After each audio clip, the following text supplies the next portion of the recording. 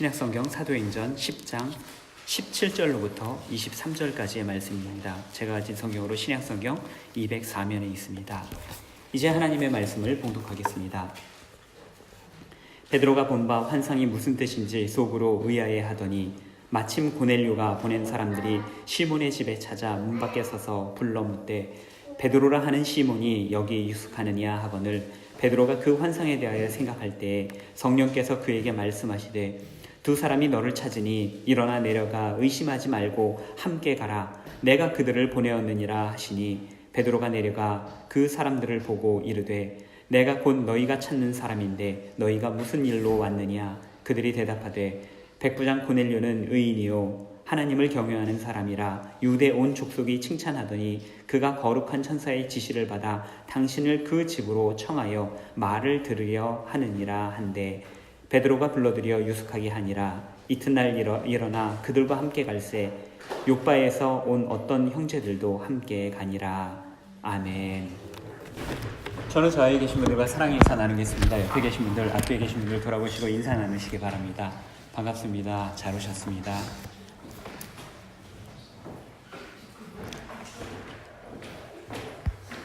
제가 군대에 있던 시절에 부대 목사님께서 설교 중에 해주신 이야기를 먼저 들려드리겠습니다. 하루는 어느 가정에서 신방 초청을 하였다고 합니다. 무슨 특별한 일이 있으시냐 물어보았더니 집에 공사를 했는데 그 공사가 완료됐으니 와서 감사 기도를 드려달라 부탁을 하더라는 것입니다. 그래서 목사님께서 몇몇 교우님들과 함께 팀을 꾸려서 이제 신방을 함께 갔습니다. 가봤는데 조금 곤란한 일이 벌어졌습니다. 그동안 재래식 화장실을 사용했는데 이것들을 다 처분하고 집안에 좌변기를 사용하는 새로운 화장실을 드렸다고 감사 예배를 드려달라는 것입니다. 무엇보다도 감사 기도를 드려야 되는데 뭐라고 감사 기도를 드려야 될지 난감하셨다고 합니다. 아침마다 이곳에 오는 사람들이 속이 시원해져서 상쾌한 아침을 맞게 해달라, 이런 기도로서 기도를 정성껏 생각나는 대로 드리셨다고 합니다. 그런데 잠시 후에 조금 더 난감한 일이 벌어졌습니다. 신방을 마치고 돌아가시려고 하는데 집사님께서 말씀하셨습니다. 목사님께서 먼저 사용하시고 가셔야죠. 목사님은 농담인 줄로 알고 그냥 미소로 사양하면서 나가시려고 했습니다. 그런데 집사님이 이를 강권하시기 시작하시는 겁니다. 누가 보더라도 민망한 상황이었습니다. 준공했다고 테이프를 끊는 것도 아니고 목사님이 용변을 마치시고 나오시면 모두들 손뼉이라도 칠 그러한 상황이었습니다. 집사님이 막무가내로 고집을 부리시면서 목사님께서 신방 오셔서 예배드리고 처음 사용하실 때까지 기다려서 아직 한 번도 사용을 안 했다는 것입니다. 그러면서 목사님께서 사용 안 하시면 우리도 화장실 사용 안 할랍니다. 그러니까 그냥 거절하고 나갈 수도 없는 노릇이었습니다. 할 수 없이 목사님은 사람들을 뒤로 물리고 먼저 이용을 하시겠다고 하고 화장실에 들어갔다 나오셨습니다. 당시 군인이었던 저는 그 이야기를 들으면서 세상에 별일도 다 있다라는 생각을 했었습니다. 그런데 최근에 제가 그때 그 이야기를 떠올리면서 그 이야기를 좀 더 긍정적으로 생각을 해보게 되었습니다. 그렇게 생각을 하게 된 이유는 당시 목사님을 초청하셨던 분들, 그분들의 마음이 어땠을까? 어떤 마음이셨을까? 그것들을 좀 더 깊게 생각을 해보면서부터입니다. 그때 그분들이 과연 목사님을 섬기기 위해서 그렇게 하셨던 것이겠습니까? 제가 지금까지 목회를 하면서 봐온 분들을 생각해 보면 저는 그것이 아니었다라고 단언할 수 있겠습니다. 무얼 하더라도 목회자를 먼저 불러서 함께 예배드리고자 했었던 것은 이분들이 무얼 하든지 어떤 일을 하든지 하나님 중심으로 하나님 최우선으로 살고자 하는 그런 마음을 가지고 사셨다라는 것입니다. 화장실을 사용하는 게 뭐가 대수겠습니까? 또 그걸 목사님 사용하실 때까지 사용하지 않고 기다렸다 하는 건 또 뭡니까? 목사님이 화장실 시험 가동하는 사람도 아니고요. 그런데 곰곰이 생각해 보면 이분들이 화장실을 지어놓고 너무 좋은데 달리 감사를 표현할 방법이 없었던 것입니다. 귀한 음식을 차려놓고 손님들이 오시기 전에 그것들을 덜컥 먹어버리는 것이 신뢰가 되는 것처럼 이분들은 화장실을 지어놓고 그것이 너무 좋은데, 그래서 하나님께서 먼저 사용해 주셨으면 좋겠는데 그렇게 할 수 있는 방법이 없다 보니까 자신들이 덜컥 먼저 기분 좋아서 사용하는 것은 너무 민망하고, 그래서 그들이 차선책으로 찾았던 것이 함께 감사 예배를 드려주는 목사님께 그 사용권을 넘겨드렸던 것입니다. 좋은 화장실을 사용하는 기쁨을 하나님께 먼저 드리고자 하는 마음이었던 것입니다. 그 마음 자체는 얼마나 귀한 것이겠습니까? 집사님의 선택이 하나님을 최우선으로 하는 그런 마음의 한 가지 표현이었다고 한다면 하나님께서도 그 마음을 충분히 받으시고 아셨을 것이라 생각이 되었습니다. 오래전에 한국에서 목사님께 잘해야 신도가 복을 받고 목사님께 잘못하면 저주를 받는다, 이러한 공공연한 가르침이 있었죠. 그렇습니까? 물론 그렇지 않습니다. 명제만 놓고 보자면 말도 안 되는 가르침입니다.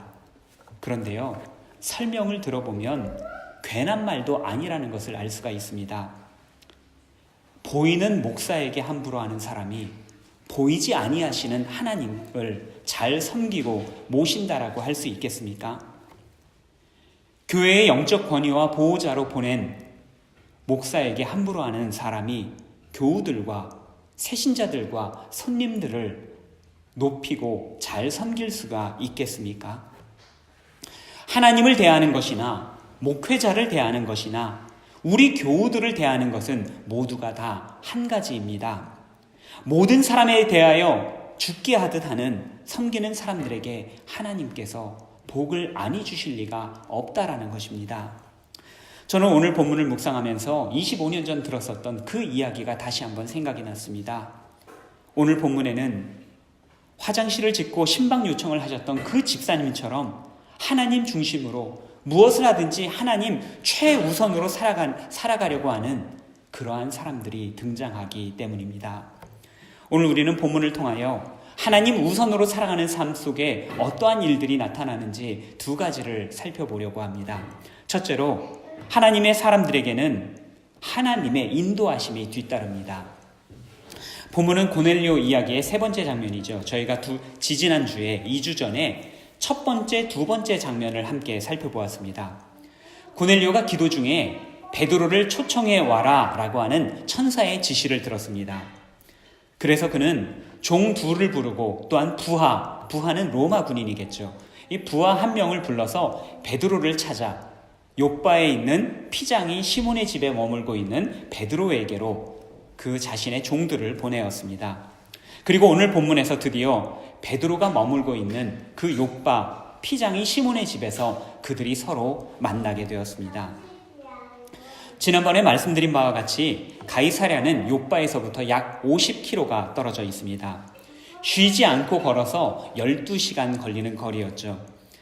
고넬료가 환상을 본 것은 오후 3시였고요. 그리고 이들이 욥바에 도착한 것은 이튿날 정오였습니다. 이들은 하루가 채 지나기도 전에, 그러니까 약 18시간 만에 그들은 그 욥바에 도착을 했었던 것입니다. 죄송합니다. 21시간 만에 욥바에 도착을 했었던 것입니다. 욥바 시몬의 집에 가는 시간이 돌아오는 시간을 우리가 비교해보면 돌아오는 시간은 하루하고도 반나절이 더 걸리는데 그 시간과 비교해서 이들이 피장이 시몬의 집에 찾아갔던 것은 그 절반밖에 걸리지 않았다는 것입니다. 이 말은 이들이 피장이 시몬의 집에 찾아갈 때 최소한의 휴식만을 갖고서는 최선을 다해서 열심히 걸어갔다는 것이죠. 그런데 한번 이렇게 생각해 보시길 바랍니다. 그런데 이 사람들은 그렇게 어떻게 조금의 지체도 없이 피장이 시몬의 집에 찾아갔다라고 했는데 그 집을 어떻게 그렇게 정확한 시간에 찾아갈 수 있었을까 하는 것입니다. 내비게이션이 있었던 것도 아닌데, 내비게이션이 있다고 하더라도 피장이 시몬의 집이라고 말해서 그 집을 찾아갈 수 있는 것도 아닌데 어떻게 그들은 그렇게 정확한 시간에 베드로를 찾으러 갈 수 있었던 것이겠습니까? 욥바라고 하는 도시는 작은 도시가 아니었습니다. 20세기 이스라엘이 국가로 세워질 때요, 욥바 옆에 새로운 신도시가 하나 세워졌습니다. 이 신도시의 이름이 텔 아비브입니다. 현재 이스라엘의 행정적인 수도입니다. 욥바라고 하는 도시는 텔아비브의 구도시이고, 그리고 텔아비브는 욥바 옆에 있는 신도시라고 하는 것입니다. 욥바는 이스라엘의 가장 오래된 항구였으며, 또한 예수님 당시에서도 당시 로마의 주둔군이 머물고 있었던 가이사랴에 이어서 두 번째로 큰 도시였습니다. 그렇다고 한다면 욥바 피장이 시몬의 집, 거기에 머물고 있는 베드로, 그를 찾아가는 것이 당시에도 쉽지 않은 일이었다는 것은 짐작할 수 있는 일입니다. 하나님의 인도하심이 없었더라면 이 큰 도시에서 고넬료의 사람들이 피장이 시몬의 집에 있었던 베드로를 곧장 찾아가 만나는 것은 불가능한 일이었다는 것입니다. 그들이 도착할 바로 그 시간에 베드로는 또 다른 성령님의 인도하심을 받았습니다. 19절과 20절의 말씀입니다. 베드로가 그 환상에 대하여 생각할 때에 성령께서 그에게 말씀하시되 두 사람이 너를 찾으니 일어나 내려가 의심하지 말고 함께 가라. 내가 그들을 보내었느니라. 성령님께서는 베드로가 찾아온 손님과 만나기 직전에 베드로가 어떻게 해야 할 것을 정확하게 지시하여 주셨습니다. 베드로를 찾아온 사람들은 고넬료의 부하, 즉 로마 군인이었습니다. 로마 병사에게 여러 차례 잡혀본 경험이 있었던 베드로가 로마 병사와 혹은 그들이 하는 말을 쉽게 믿을 수 있었겠습니까? 더구나 그들을 따라 나선다는 것은 목숨을 거는 일이 될 수도 있었던 것입니다. 그런데 바로 그때 성령님께서 베드로의 마음을 인도하여 주셨습니다. 그를 안심시켜 주셨습니다.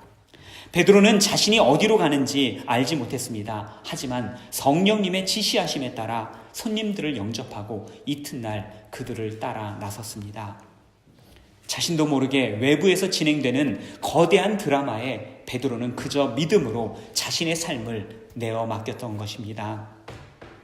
예수님의 제자들은 때때로 어디로 가는지 모르면서도 그저 따라만 갔습니다. 하나님께서 인도하고 계시다라는 것을 알고 있었고 믿고 있었기 때문입니다. 오래전 제가 호주에서 선교사 훈련을 받았을 때의 일입니다. 호주 캔버라 딕슨이라고 하는 다운타운에서 제가 친구를 기다리는데 허름한 차림의 한 호주 사람이, 백인이 저에게 찾아와서 뭐라고 이야기를 하는 겁니다. 당시 제가 영어 실력이 형편없었기 때문에 뭐라 하는지 도저히 못 알아듣겠는 겁니다. 그 사람이 한참 저에게 뭐라고 이야기를 하는데 저쪽 멀찍이서 같은 선교 베이스 캠프에 살고 있는 중학생 여자아이가 저한테로 막 뛰어오는 겁니다.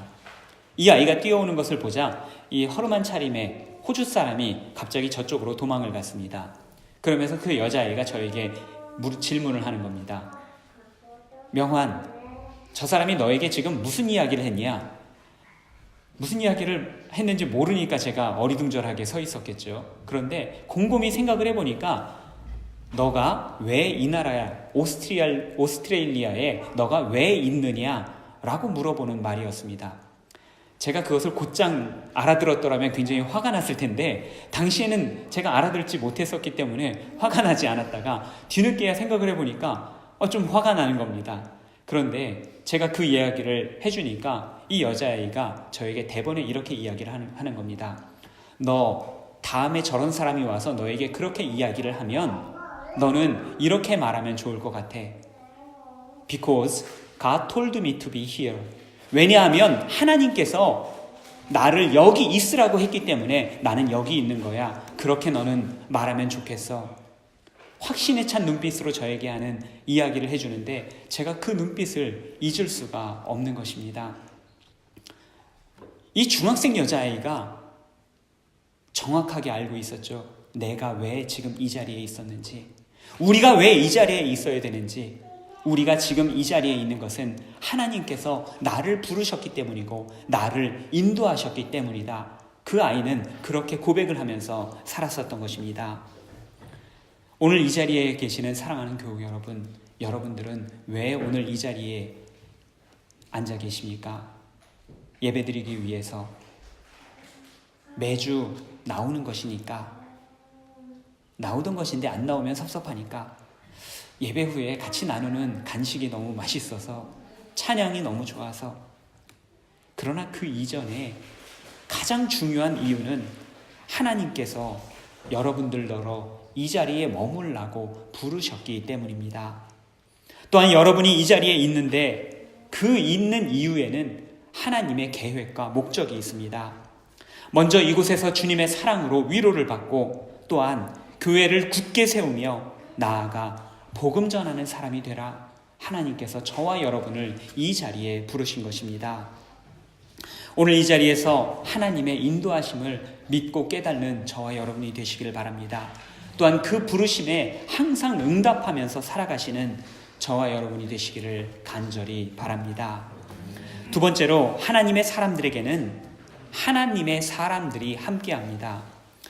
하나님께서 우리를 또한 하나님의 사람들을 부르십니다. 그리고는 그분의 뜻 가운데로 인도하십니다. 그런데 우리 하나님께서는 하나님의 사람들을 부르실 때에 하나님의 사람들을 홀로 있게 내버려 두지를 않으십니다.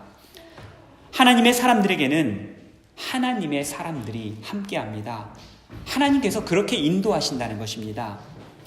오래전에 모 방송 프로그램에서 90년대 근육남으로 이름을 떨쳤던 차인표 씨의 인터뷰를 하는 것을 보았습니다. 현재 컴패션이라고 하는 나눔 국제기구에서 열심히 나눔 활동도 하고 방송 활동도 하는 분인데, 이분이 나눔과 교통이 필요한 이유, 그것을 이런 것으로 비유해서 설명하는 것을 들었습니다. 사람들이 운동을 할 때 피트니스 센터에 가서 운동을 한다는 것입니다. 집에서 하는 것보다 피트니스 센터에 가는 것을 즐겨 한다고 하는데, 그 이유는 운동기구 때문도 아니고 트레이너가 있기 때문도 아니고 좋은 샤워 시설이 있기 때문도 아니라고 합니다. 사람들이 피트니스 센터에 가는 이유는 외롭기 때문이라는 것입니다. 함께하는 사람들이 필요하기 때문이라는 것입니다. 보디빌딩을 하는 사람들이 활동하는 인터넷 커뮤니티가 있다고 합니다. 거기에 자작 갤러리라고 하는 게시판이 있는데, 운동을 하면서 이제 근육을 키우면 그 키운 근육들 사진을 찍어서 올려놓는 이른바 사진 게시판이라고 합니다. 그 게시판에 올려져 있는 게시물들의 제목이 다음과 같습니다. 제 허접한 이두박근입니다. 평가 좀 해주세요. 아직 보잘것없는 제 가슴입니다. 그 안에 보게 되면 정말 열심히 운동을 해서 키워놓은 그런 근육들, 그런 사진들을 자기가 찍어가지고 올려놓았다라는 것입니다. 왜 이 사람들은 우통을 훌렁 벗고 자신의 만든 근육들을 거기에다가 올려놓는 것입니까? 봐줄 사람이 없으니까. 누군가 봐주고 칭찬해줘야 되는데 그럴 사람이 없으니까 그 게시판 활동을 그렇게 하는 것 아니겠습니까? 사진 밑에 여러 댓글이 달려있는 것을 보았습니다. 완전 말근육이십니다. 아름다운 등짝이십니다. 그 가슴 너무 부럽습니다. 사진들을 올린 이유를 아시겠습니까? 바로 이 댓글들의 말을 듣고 싶어서였던 것입니다. 외로우니까, 칭찬받고 사람들하고 교제하고 싶으니까 그렇게 했었던 것입니다. 술을 좋아하면 술 친구가 생깁니다. 공부를 좋아하면 함께 공부할 수 있는 친구들이 주변에 생기고요. 운동을 좋아하면 운동하는 친구들이 생깁니다.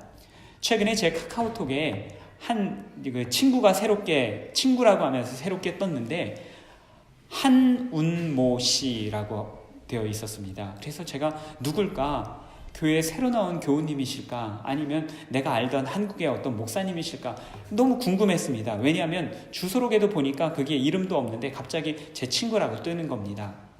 지워버릴까 하다가 나중에 보니까 한소망교회 운동 모임, 줄이 한소망교회에서 저희가 최근에 매주일 배드민턴을 치는데 그 운동 모임을 하다가 그 카카오톡 단톡방을 만들고 저를 초대한 것이었습니다.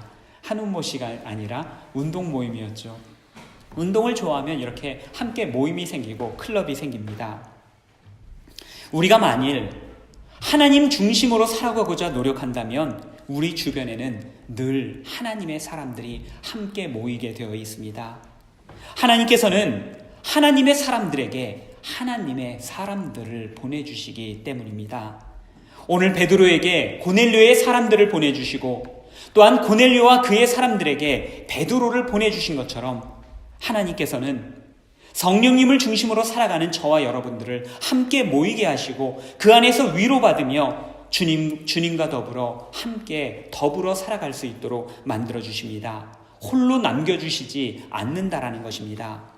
얼굴도 모르는 사이인데 신분적으로 도저히 만날 수 없는 사람들인데 찾아오고 그 안에서 사랑을 나누고 하나님을 추구하며 성령을 함께 나누며 그렇게 신앙을 나누도록 하나님께서 만들어 주셨던 것입니다. 우리 모두는 연약합니다. 그래서 파스칼은 인간은 생각하는 갈대라고 했던 것 아니겠습니까? 실바람에도 흔들리면서 휘청거리는 것이 우리와 같은 우린 모두는 그러한 연약한 사람들입니다. 시인 도종환님의 흔들리며 피는 꽃이라는 시가 있습니다.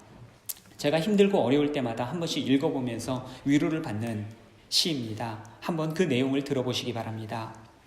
흔들리지 않고 피는 꽃이 어디 있으랴. 이 세상 그 어떤 아름다운 꽃들도 다 흔들리며 피었나니 흔들리면서 줄기를 곧게 세웠나니 흔들리지 않고 가는 사랑이 어디 있으랴. 젖지 않고 피는 꽃이 어디 있으랴.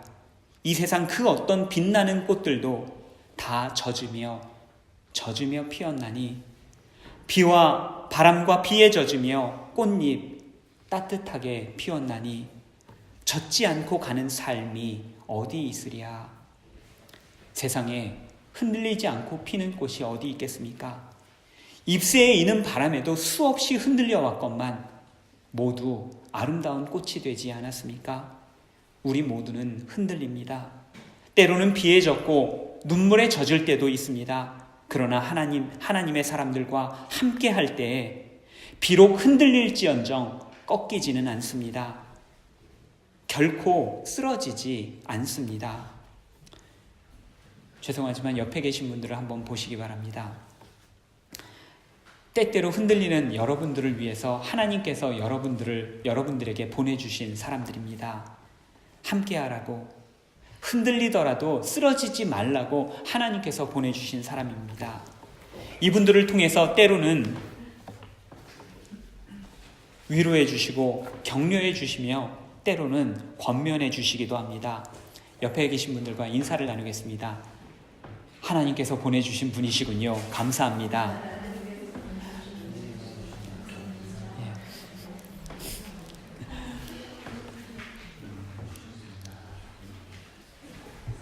하나님께서는 고넬료의 사람들을 인도하여 주셨습니다. 또한 베드로를 인도하여 주셨습니다. 그리고 오늘 이 자리에 앉아 계시는 저와 여러분들을 오늘도 지금 이 순간에도 인도하고 계십니다. 우리가 욥바를 가던 베른을 가던 쥐리를 가던 생면부지의 땅으로 갈지라도 우리가 서 있어야 할 정확한 자리로 하나님께서는 우리를 부르고 계십니다. 우리를 부르시되 홀로 있게 하지 않으시고 하나님의 사람들을 만나게 하시고 위로하시며 격려받게 하십니다. 우리 인생에 때때로 이해되지 않는 일이 일어나기도 합니다. 그러나 우리는 언제 어떠한 상황에서라도 하나님 중심의 삶, 하나님 최우선의 삶을 살아가는 저와 여러분이 되시기를 바랍니다. 그 노력과 열정이 때로는 목사님을 화장실에 앉히게 하는 그런 결과로 빚어질지라도 하나님께서는 우리 중심을 다 알고 계시며 이 모든 것들을 보고 계실 줄을 믿습니다. 하나님께서는 고넬료의 사람들을 두고 내가 보낸 사람들이다 말씀하셨습니다. 그들을 보낸 것은 바로 나다.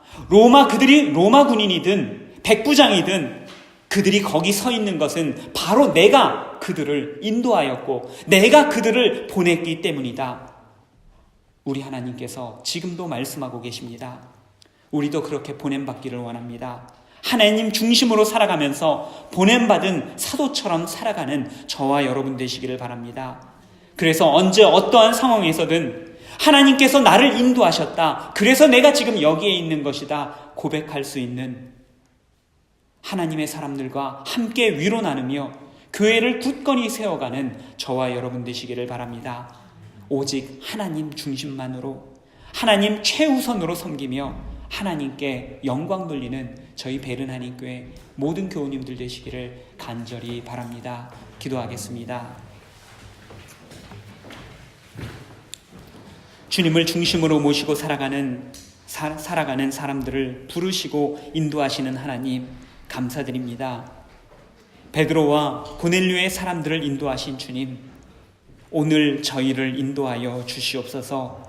저희가 어디를 가든지 무엇을 하든지 저희를 인도하여 주시옵고, 또한 주님의 사람들과 함께 만나게 하시며 사랑하고 격려하며 위로 나누게 하여 주시옵소서. 하나님만을 중심으로 살아가는 복된 인생 되게 하여 주시옵소서. 예수님 이름으로 간절히 기도드립니다. 아멘.